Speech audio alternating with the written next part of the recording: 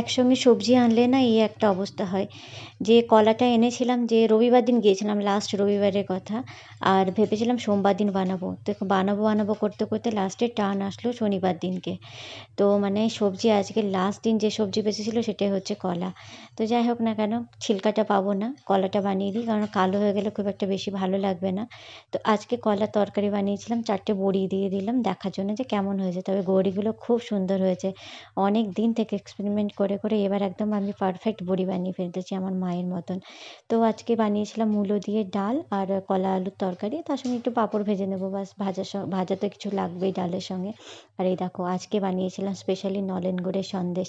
Actually মেয়েটা অনেক দিন থেকে বলেছিল যে মা সন্দেশ বানিয়ে তো একটু, আরও বোঝেও না যে কোনটা কি গুড় দিয়ে বানানো যায়। তো আমি যেহেতু গুড় সবসময়তেই ঘরে রেখে দিই, রাখার চেষ্টা করি, এরপরে জানি না রাখতে পারবো কি না, কেননা বাড়িতে অনেক দিন যাওয়া হয়নি। তো যাই হোক না কেন আজকে বানিয়ে